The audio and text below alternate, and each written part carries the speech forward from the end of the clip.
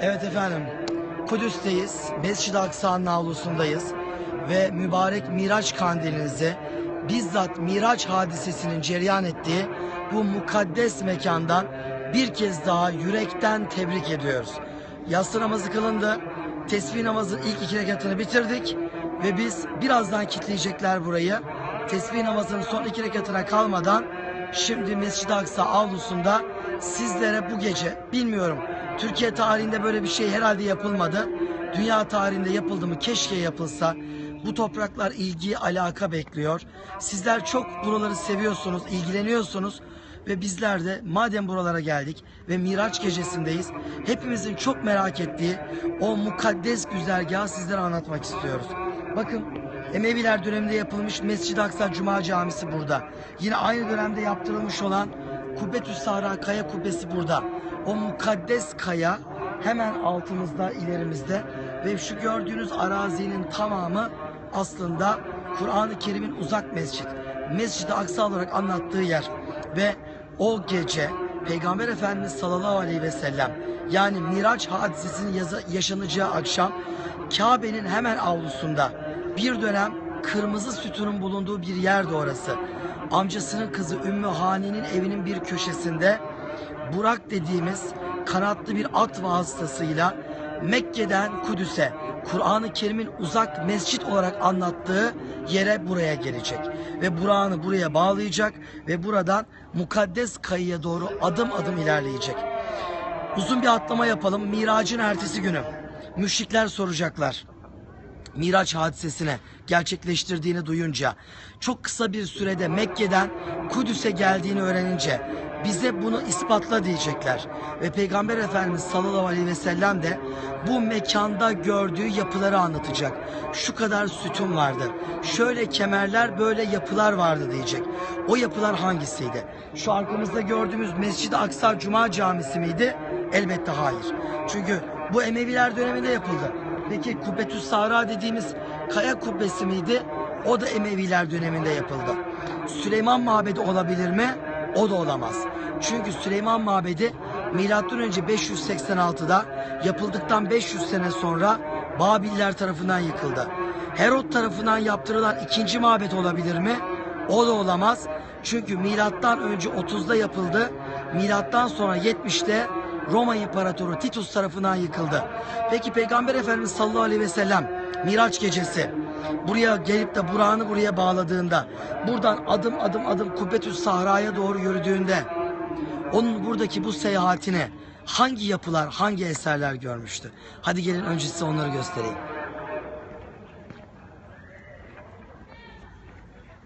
Evet, işte bakın bu görmüş olduğunuz sütunlar.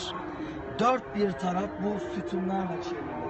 Bu görmüş olduğunuz sütunlar milattan sonra 135 yılında Roma İmparatoru Hadrian'ın buraya yaptırmış olduğu putperest tapınaklara ait sütunlar.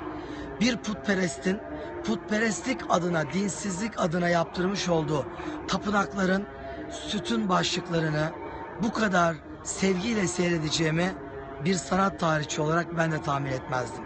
Ama o gün Peygamber Efendimiz Aleyhisselatü Vesselam miraca yükselmek üzere Burak ile buraya geldiğinde onun bu mukaddes yürüyüşüne şahit olan sütunlar ve sütun başlıkları işte bu görmüş olduğunuz sütunlardı.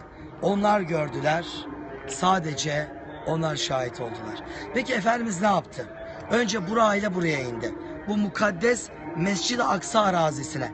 Allahu Teala'nın yeryüzünde kendisine ayırdığı sadece 2 arazi parçası var. Biri Kabe'nin kapladığı alan, diğeri de Mescid-i Aksa dediğimiz bu mukaddes Beytül Makdis dediğimiz alan. Burak'ını nereye bağlamıştı? Hadi gelin orayla başlayalım.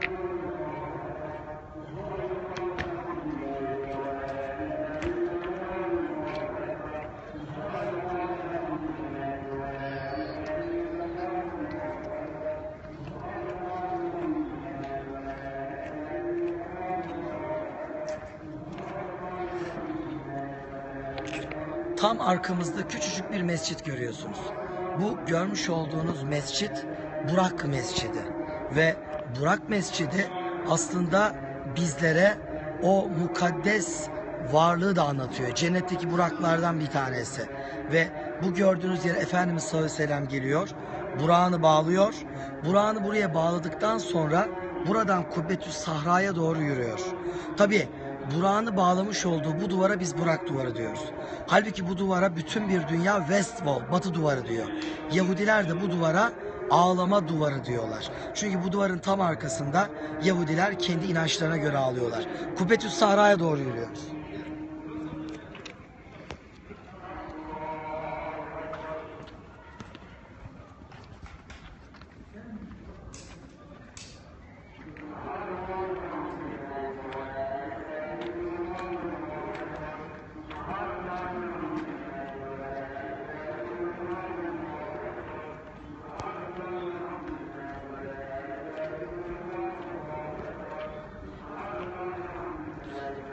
Evet, Burak Mescidi tam orada kaldı. Burak Mescidi'nin oraya, o duvara Burak'ını bağlıyor. Ondan sonra buradan yürüyerek bu şekilde Kubbetüs Sahra'ya doğru ilerliyor. Ve bizler de Peygamber Efendimiz sallallahu aleyhi ve sellemin izinden Kubbetüs Sahra'ya doğru ilerliyoruz.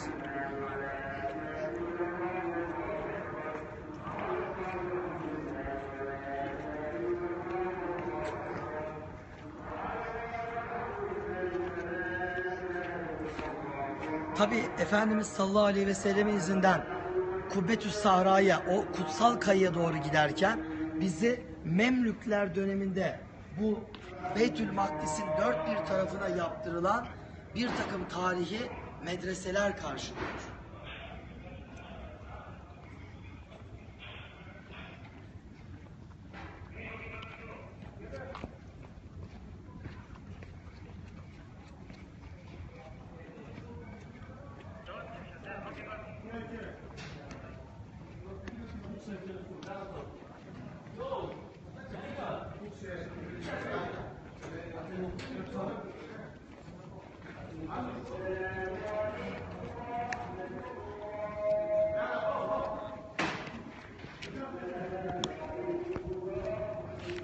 Burada konuşulacak o kadar çok şey var ki.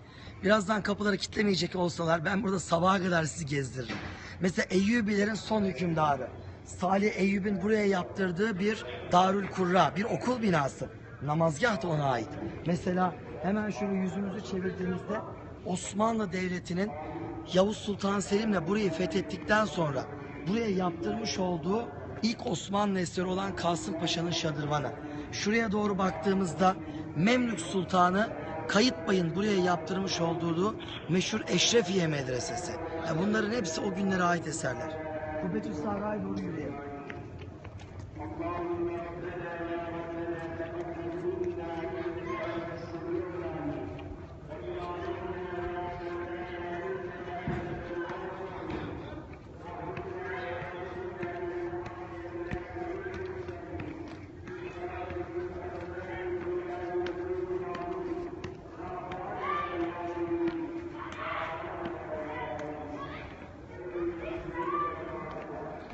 Farkındaysanız bir merdivenden çıktık. Bakın şu görmüş olduğumuz yükselti Muallak Kayası diye bildiğimiz, normalde bütün İslam dünyasının kutsal kaya olarak adlandırdığı mukaddes kaya. Yani ciddi bir basamakla şu an kayanın üzerindeyiz. Bakın o kaya, mukaddes kaya sadece Kubbetüs Sahra'nın altını kaplamıyor. Kaya bu Beytül Makdis dediğimiz mukaddes arazinin ortasında genişçe bir araziyi kaplıyor.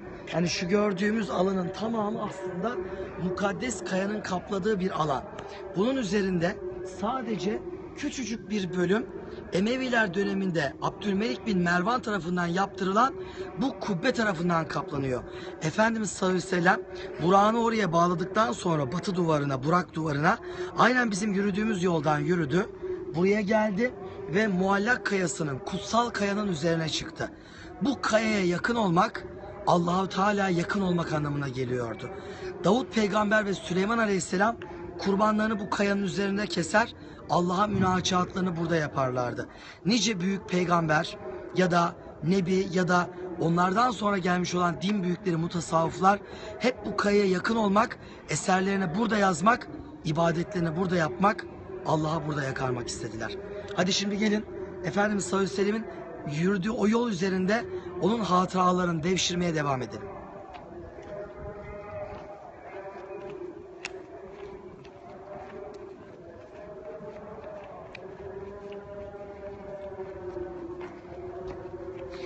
Kutsal kaya üzerinde yolculuğumuza devam ediyoruz.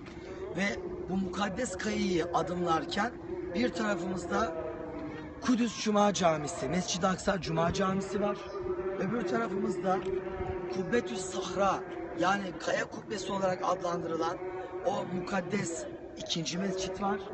Arkaya doğru ilerlerken bizi Kubbetü's Sahra'nın bir küçük maketi karşılayacak.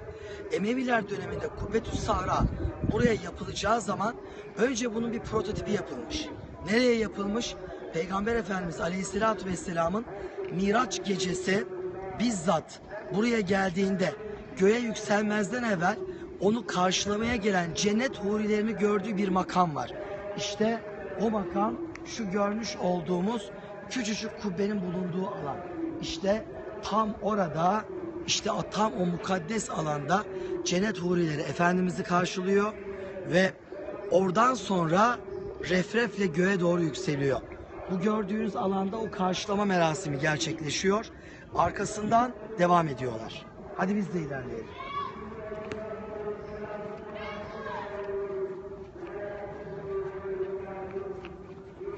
Efendimiz nereye doğru gidiyor? 124 bin peygambere namaz kıldırdığı bir mekan var. Oraya doğru gidiyor. Biz de onun izini sürüyoruz.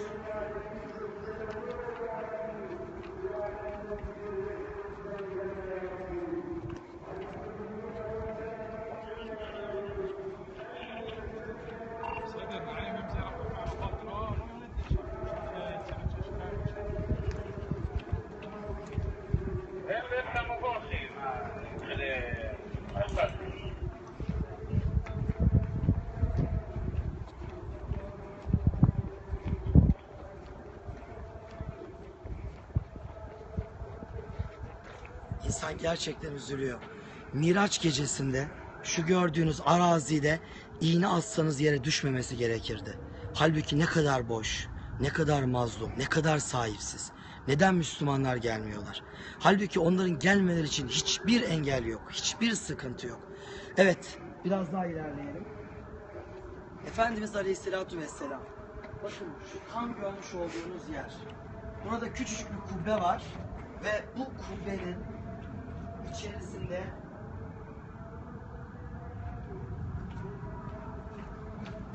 küçücük bir namaz kılma mekanı var. Bu görmüş olduğunuz mekanda Miraç gecesi Efendimiz sallallahu aleyhi ve sellem namaza duruyor ve arkasındaki şu görmüş olduğunuz meydanda tam 124 bin peygamber arkasında saf bağlıyor ve Miraç gecesi burada Efendimiz o bütün peygamberlere namaz kıldırıyor. Bu namaz kıldırma hadisesi sonrası bu kez Kubbetü's Sahra'nın, yani o zaman bu bina yok tabi. Burası bir tepe ve bu tepenin üzerinde, yani bu muallak kayası var bastığımız. Tam bu kubbenin altına gelen yerde bir mağara var. O mağaranın altında Ulul Azm 4 büyük peygambere namaz kıldırıyor. Ki aralarında Nuh peygamber de var, Hazreti İbrahim de var. O namazı kıldırdıktan sonra oradan çıkıyor ve bakın hemen şu arkamızda gördüğümüz mekana doğru geliyor. Bu arkamda görmüş olduğunuz kubbenin adı Kubbetül Miraç, Miraç kubbesi. Ve bu gördüğünüz yerde adına refref denilen, mahiyetini tam bilemediğimiz bir mukaddes araçla ötelere yükseliyor, göklere yükseliyor. Allah-u Teala'nın katına. Hatta ona eşlik eden Cebrail aleyhisselam bir yerden sonra ben bir adım daha atarsam yanarım ya Resulallah diyecek ve burada daha da ileriye gidemeyecek. Efendimiz sallallahu aleyhi ve sellem hicret yolculuğuna devam edecek ve Allah'ın o mukaddes huzuruyla şereflenecek. Bu arazi Miraç'la o kadar alakalı bir yerdir ki Efendimizin hadislerinde buranın aynı zamanda ahir zaman mekanı olduğu da anlatılmaktadır.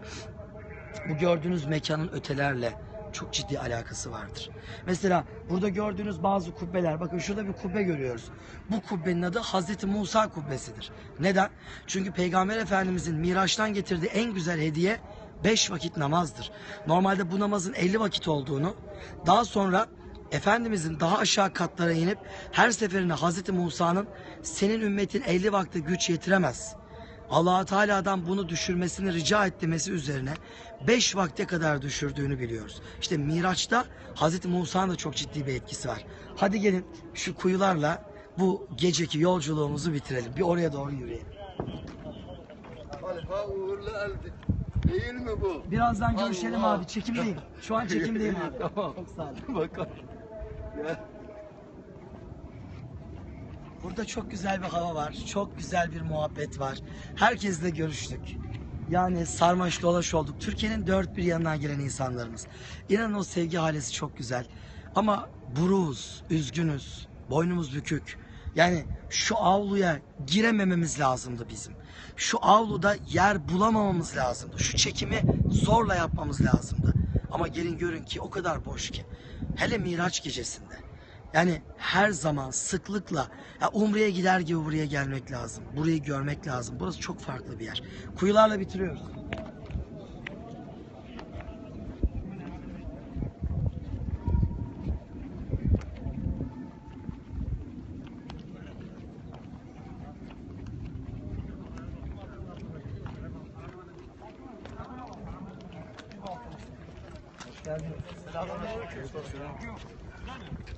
Evet kuyular. Şöyle bir duralım. Bu kuyuları da birazcık konuşalım sizlerle beraber. Arkamızda Kufetü Sahra ile beraber kuyulardan da biraz bahsedelim. Şimdi bakın normalde bu kuyular Mescid-i Aksa arazisi üzerinde bulunan su kuyuları. Ama şöyle bir özelliği var. Normalde kuyu nasıl bir sistemdir? Hani geçirgen su biriktirebilecek bir arazide yerin altına doğru kuyular kazılır ve içerisi taşla örülür ama betonla kaplanır gibi kaplanmaz. Bunların aralarından sular sızar, kuyuyu belli bir seviyeye kadar doldurur ve siz oradan istifade edersiniz. Burada böyle bir sistem yok. Şu an biz bir kayanın üzerindeyiz. Kayanın üzerine içine kazılmış olan kuyu sağdan soldan su sızdırmaz ki. Peki bu kadar kuyunun hikmeti nedir? Hikmeti şudur. Yüzyıllar önce düşünülmüş. Yağmur yağar. Yağan yağmur bu gördüğünüz taş zemine, kayanın üzerine düşer. Belli bir sistemle, eğimle toplanır. Bakın burada bir sürü kanallar var. Görüyor musunuz bu kanalları? Bu gördüğünüz kanallarla bu su toplanır ve mütemadiyen bu gördüğünüz kuyularla beraber, kuyuların da ağzı açıktır. Oradan da toplanır. Bu kuyulardan aşağı indiğiniz zaman bu kuyu, o kuyu, öbür kuyu, diğer kuyu, bir sonraki, bunların altlarında yerin altına doğru kayanın içine oyulmuş devasa boşluklar var. Oralara dolar. Ve insanlar bu kuyulara kovalarını daldırıp bu mukaddes kayanın üzerine düşmüş ve bu mukaddes kayanın içinde barınmış olan sulardan istifade eder. Şifa niyetine içerler. Keşke bu sistem hala devam edebiliyor olsaydı. Peki ne olur? Hazreti Ömer döneminde enteresan bir olay olur. Bir gün adamın bir tanesi bu kuyulardan bir tanesinin içine bir eşyasını düşürür. İçeriye girer ve eşyasını aramak için kuyunun dibine kadar. Kuyunun dibinden hepimizin çok iyi bildiği aşağılara doğru inen büyük bağlantı havuzları var, hazneleri var. O haznelerin içlerine kadar dolaşırken haznenin bir tanesinin ucunda bir ışık görür. Yerin altında, kayanın içerisinde bir ışık. Şaşırır ve ışığın sonuna kadar gider. Dışarıya çıktığında bambaşka bir alemdedir. Meğer orası cennetmiş. Kıssadan hisse. Ağaç başka, çimen başka. Ve tabii şaşırır, şok olur. Şöyle biraz açılır gezer. Biraz fazla açıldığında korkmaya başlar. Çünkü gördüğü o alametlerin şekli şemali bir değişmiştir. Korkar.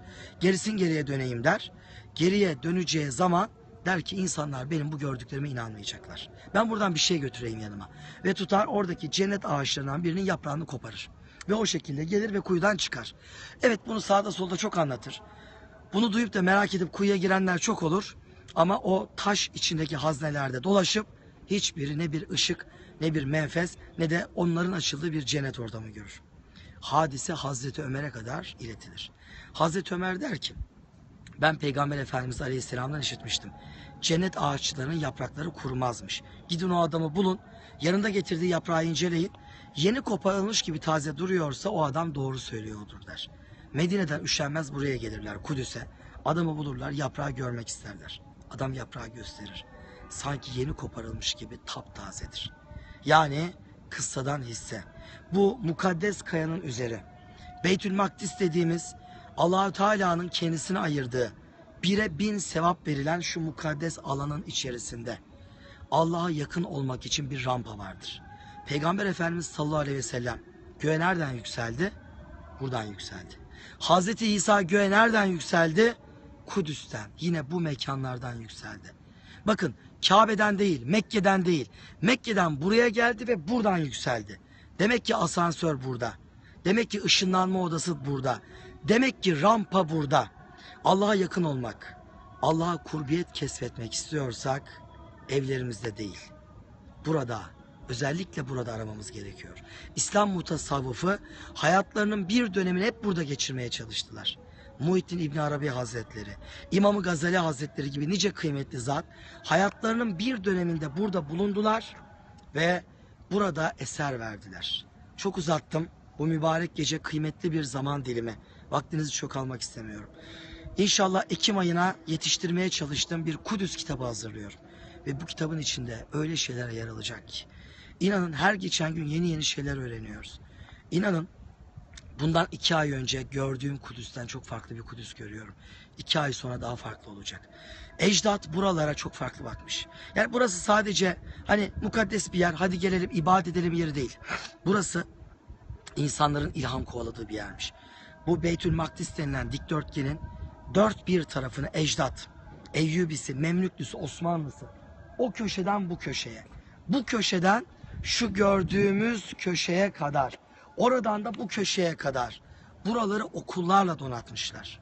Yani ilköğretimden lise sona kadar, hatta üniversitenin sonuna kadar bütün gençler bu binalarda okumuş. Peki daha yüksek olanlar, yüksek lisans, doktora, doçentlik, profesörlük, yani ilmin zirvesindeki ulemalar, onlar ne yapmışlar biliyor musunuz? Onlar da muallak kayası ya da kutsal kaya dediğimiz bu gördüğünüz taşa sırtlarını yaslamış, başlarını koymuş, eserlerini böyle vermişler. Bunların hepsini tek tek fotoğraflıyorum. Hepsini arşiv çalışması içerisine alıyorum ve inşallah kitapta arz edeceğim. Şu gördüğünüz kayanın dört bir yanı, bütün kenarları, kaya yüksekte duruyor. Bu yüksek kayanın kenarları tamamen boydan boya bir takım eğitim binalarıyla doldurulmuş. Ama buna böyle lise, üniversite öğrencileri değil. Buna alimlerin, mutasavvıfların zirveleri geliyor. Ve bu gördüğünüz kayaya bitişik olan binaların içi girdiğiniz zaman böyle kemer kemer kemer gidiyor. O kemerlerden bir tanesinin içi size veriliyor. Orada itikafa mı çekiliyorsunuz? İnzivaya mı çekiliyorsunuz? Orada riyazet mi yapıyorsunuz? Orada tesbih mi çekiyorsunuz? Orada Kur'an mı hatmediyorsunuz? Orada uğraşınız üzerine bir kitap mı yazıyorsunuz? Ne yapıyorsanız ilmi ve dini anlamda bütün uğraşlarınızı bu mukaddes kayaya sırtınızı, başınızı, omzunuzu, dirseğinizi dayayarak yapıyorsunuz. Bütün sanatlar Allah'tandır. O ilham ederse yazarsın. O ilham ederse çizebilirsin. O ilham ederse ancak döktürebiliriz. Onun ilhamını kovalamanın en etkili yolu bu mukaddes kayaya yakın olmaktan geçiyor. Allah'la kurbiyet kesmetmek için hayatınızın bir döneminde bana sorarsanız her sene muhakkak bir kere buraya gelin ve burada kurbiyet kesmetmeye, ona yakın olmaya çalışın. Miraç geceniz mübarek olsun. Bu mukaddes gecede bizi dualarınızdan unutmayın. Bizler de sizleri unutmayacağız. Hepinize hayırlı kandiller diliyorum. Mescid-i Aksa'dan, Kubbetü Sahra'dan ben Talha Uğurlel. Hepinize mübarek bir gece diliyorum. Hayırlı geceler, hoşça kalın.